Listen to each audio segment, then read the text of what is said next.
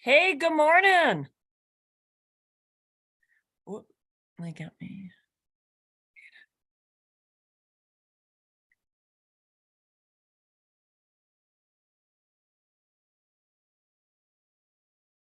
Whoop, they got me.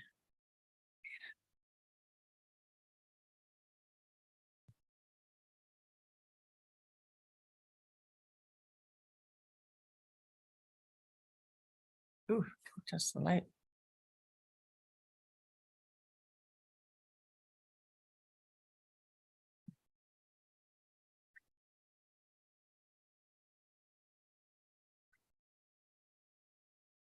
There, that'll be better.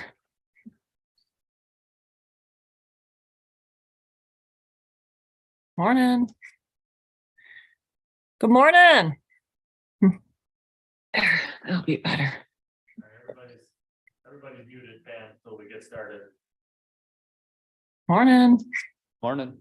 Morning. Good morning. Good morning. Echo in here. There, I can't hear you all yet.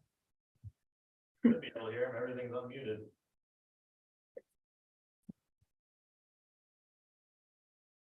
Try it again. Morning. Yeah, I think we're at seven. Yeah. All right, I will call this meeting of the Public Safety Committee to order. All right, roll call. Everybody is present. Supervisor Conrath via Zoom. Pledge of Allegiance.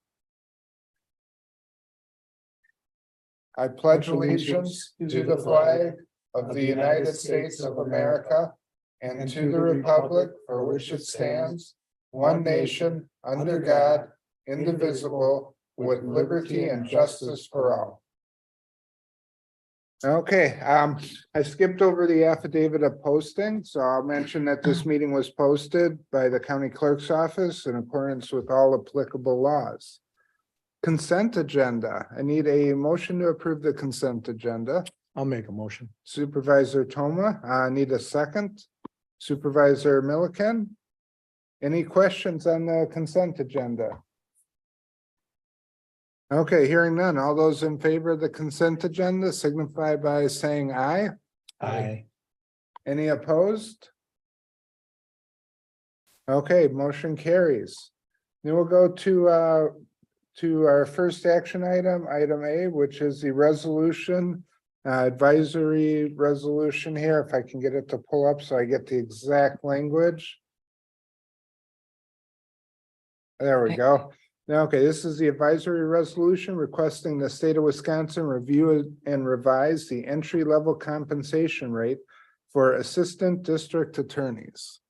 There's some good background information in the packet. Mike also sent me a link to. Oh, yeah, let's go ahead with that. Need a motion? Make a motion. Okay, Supervisor Krebs, Supervisor Milliken. So Mike sent me some info on what's happening over in Dodge County. I don't know if you guys are aware, but in Dodge County, they had one of their ADOAs was on medical leave and two others chose to retire. So with another assistant and with the district attorney himself left, the assistant decided to take a job in another county. And the district attorney asked for help from the state and couldn't get any. So fed up, he decided to resign midterm, which is kind of unheard of for an elected official to resign midterm like that. You know, barring something like moving or, you know, something weird like that. But yeah, he just resigned midterm and took an assistant district attorney spot with another county. So they literally have nobody in their district attorney's office right now. They're contracting out to get some help. Essentially, right now for attorneys, the pay set is set starting out at like $55,000 a year. If you're an attorney coming out of law school, you have $150,000 in debt. You can go to private practice where you can bill, say, $250 to $350 an hour. And after expenses, you're probably keeping at least $125 an hour maybe depending on how your expenses are, $200 an hour. Or you can become an assistant district attorney and make the equivalent of about 28,000 a year. Now, you do get government benefits if you become an assistant district attorney, but that pay gap is so huge. And private's always going to pay more. But I think the thought is that if the state at least increases it, and is there a specific amount they're recommending here? I forget. Case with the private sector. Yeah, so, yeah, so essentially the idea though is if the state can at least increase it a good chunk, it becomes a better incentive for people who want to be prosecutors. And there are some people that go through law school with that as their goal in mind, that they want to prosecute criminals. And it's a noble goal, and a lot of people go into that profession, that's a big motivation, but when you have $150,000 in debt to start out in a $55,000 a year job, when you could be making how much as a private practice attorney, it makes it hard to attract people. So that's the logic behind it. Does that kind of make sense to everybody?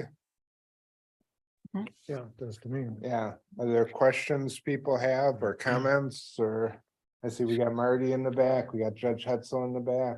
You guys have anything you want to say? No? Well, I think I would just like to say. Yeah, do you want to come up to the microphone? So, yeah. Sure. Yeah. This is a crisis. I would really recommend if you get the chance to take a look at Kirk Klomberg, who's the Dodge County District Attorney's, was the Dodge County District Attorney, his resignation letter. I think he kind of spills a lot more information out that this wasn't something that was sudden in coming. They're having a hard time attracting new attorneys to be assistant DAs. They're having a hard time retaining them at the compensation packages. These jobs are stressful.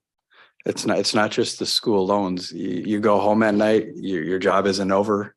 You see a lot of things that you shouldn't have to see on both sides of this.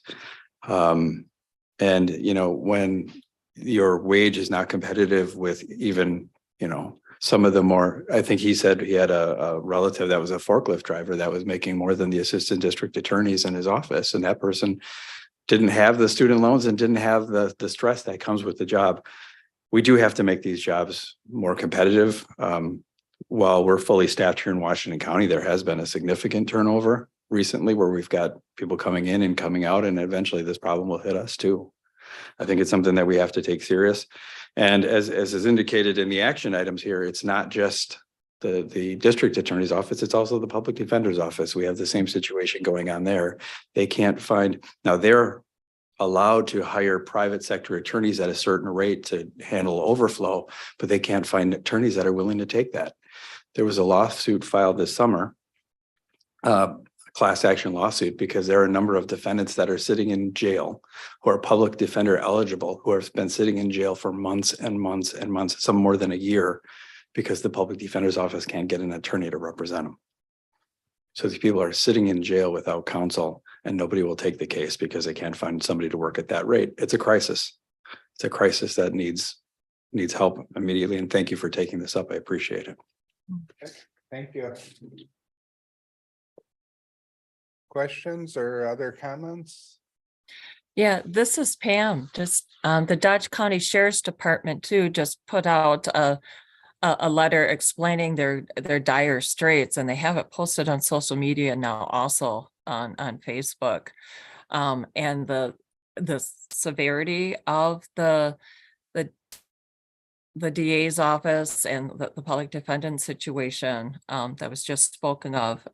He has it all mapped out, and it's out there now for like I said, on social media, so people are going to be more aware of this also. But we did speak of this a while ago too, and I really appreciate Washington County taking this on.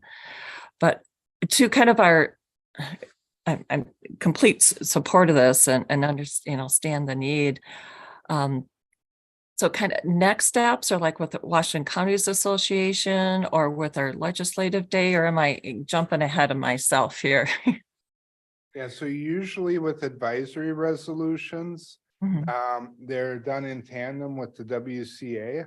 mhm. But if you look at the be it further resolved, that's what we usually do, where it's going to be sent to Governor Evers, members of the Wisconsin Assembly and Senate, and every county in the state and the WCA.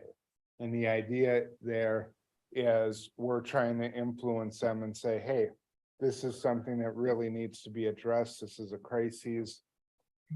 And we're sending it to other counties, hoping that they'll pass similar advisory resolutions, seeing the same issue that we are. Okay. So, yep. Do we have things yet kind of mapped out on paper, that the details of the situation, maybe in at least southeast Wisconsin, or or have our data mapped out like the Dodge County Sheriff's Department just did for them? I think that'd be handy to have. I think you're one of the ambassadors for the CAP program, right? Correct. Next week, yeah, and I am too. I think that'd be handy to have then, because we'll actually be sitting down with several legislators. So I bet Mike will make a point to have that handy for that, right? How do we obtain that? Can Mike help attain that information, or how do we go about that to get the details? I think Mike will have that information ready for us for Okay. when we're with the CAP team. So, yep. Yeah, I mean, for the cause, obviously, we should make it beyond Washington County and Dodge County, or statewide, because we're trying to get everyone behind us. Yeah. Yep. Okay. Other questions or comments? Okay, all those in favor signify by saying aye. I, Any opposed? Okay, motion carries unanimously, and this will go, I believe, to the full county board, correct? Okay, perfect.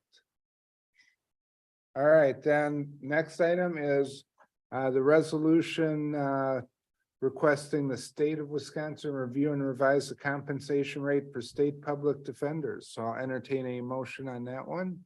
I'll make a motion. I got Supervisor Milliken, I think beat you, but I'll have you second. All right. And this is kind of the same situation, except it's on the other side. Instead of the prosecutors, this is the public defenders. Our Constitution, if I remember right, it was the Sixth Amendment, gives everybody the right to representation in a speedy trial. We just heard Judge Hetzel speak about that and how there's now a class action lawsuit from people who can't get a public defender in a timely manner because of the shortage in the public defender's office. So I'm hoping everybody kind of feels the same way, but questions or comments about this one? no, just completely support it also. Okay, seeing no questions or comments, all those in favor of passing this one signify by saying aye. I, Any opposed? Okay, this one carries as well.